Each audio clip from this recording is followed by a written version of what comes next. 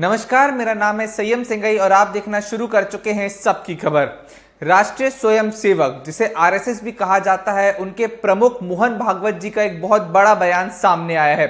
जी हाँ, मोहन भागवत ने मणिपुर में हो रही पिछले 1 साल से हिंसा पर अपना बहुत बड़ा बयान दिया है। हम आपको वो वाला बयान भी सुनाएंगे, लेकिन आखिर क्यों आरएसएस प्रमुख मोहन भागवत ने मणिपुर पर अपना बयान दिया है। दरअसल मणिपुर में पिछले 1 साल से जातिवाद पर बहुत हिंसा छिड़ गई है। जी हाँ, वहां पे 2 जाति प्रमुख हैं। एक जाति का नाम है मैतेई, जिसमें प्रमुख तौर पर हिंदू लोग रहते हैं, जो कि मणिपुर के इम्फाल इलाकों में रहते हैं। वहीं वहां पे जो दूसरी जाति है उसका नाम है कुकीजो। इस जाति के लोग मुख्य तौर पे ईसाई धर्म को मानने वाले होते हैं और ये वहां के पहाड़ी जिलों में रहते हैं। पिछले 1 साल से इनके बीच में बहुत ही ज्यादा जातिवाद छिड़ गया है, जिसमें बहुत अलग अलग तरीके की हिंसा देखने को मिली, जिसने पूरे देश को झंझोर के रख दिया। मगर इससे भी ज्यादा हैरानी की बात तब हुई जब बीजेपी पार्टी ने इस पर कुछ भी एक्शन नहीं लिया। प्रधानमंत्री नरेंद्र मोदी ने इस पर कुछ भी नहीं बोला, सिर्फ उनका एक ही बार बयान सामने आया था, जिसके बाद इस पर उन्होंने कोई भी एक्शन नहीं लिया। ना कि उन्होंने एक भी बार मणिपुर का दौरा किया। इस बार के हुए लोकसभा चुनाव में भी प्रधानमंत्री ने पूरे देश में जगह जगह अपना दौरा किया, लेकिन वे एक भी बार मणिपुर नहीं गए। ना कि उन्होंने अपने पूरे भाषण में मणिपुर का जिक्र किया। जिसके बाद अब आरएसएस प्रमुख मोहन भागवत जी का मणिपुर को लेकर बहुत बड़ा बयान सामने आया है। हमारे पास उसकी एक वीडियो है और आप ये वीडियो सुनिए कि मणिपुर के ऊपर मोहन भागवत जी ने क्या कहा। अब 1 साल से मणिपुर शांति की राह देख रहा है। उसके पहले 10 साल शांत रहा। पुराना गन कल्चर समाप्त हो गया ऐसा लगा, और अचानक जो कलह वहां पर उपज गया या उपजाया गया, उसकी आग में अभी तक जल रहा है, त्राही त्राही कर रहा है। कौन उस पर ध्यान देगा? प्राथमिकता देके उसका विचार करना ये कर्तव्य है।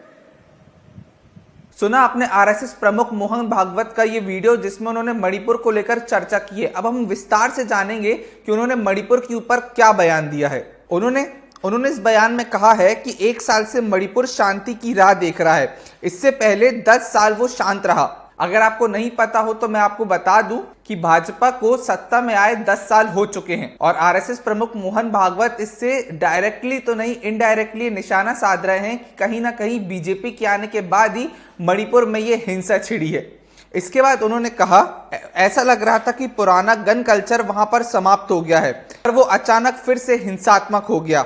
उन्होंने ये भी कहा कि हिंसा अपने आप भड़की है या भड़काई गई है, इसका भी पता नहीं लग पाया है। मगर इस आग में मणिपुर पूरी तरीके से जल रहा है और त्राही त्राही हो रहा है। इस पर कौन ध्यान देगा? और उन्होंने अपने संघ को ये भी कहा कि प्राथमिकता देकर उस पर विचार करना ये हमारा कर्तव्य है। इस बयान से सीधा सीधा समझ आ रहा है कि आरएसएस प्रमुख मोहन भागवत बीजेपी सरकार पर निशाना साध रहे हैं कि उन्होंने अभी तक मणिपुर पर कोई भी एक्शन क्यों नहीं लिया।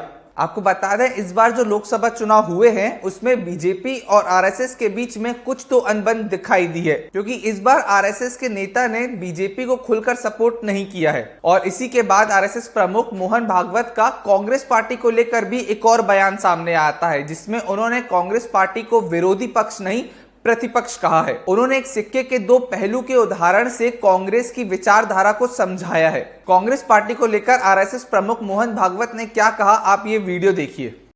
ऐसे से देश कैसे चलेगा भाई? आखिर सबको देश ही चलाना है ना। 2 पक्ष है, विरोधी पक्ष कहते हैं, मैं प्रतिपक्ष कहता हूं। वो विरोधी नहीं है, उसको विरोधी मानना भी नहीं चाहिए। वो प्रतिपक्ष है, वो एक पहलू उजागर कर रहा है, उसका भी विचार होना चाहिए। ऐसा जब चलना है तो चुनाव लड़ने में भी एक मर्यादा होती है। उस मर्यादा का पालन नहीं हुआ, क्योंकि उसका पालन होना इसलिए आवश्यक है कि हमारे देश के सामने चुनौतियां समाप्त नहीं हुई।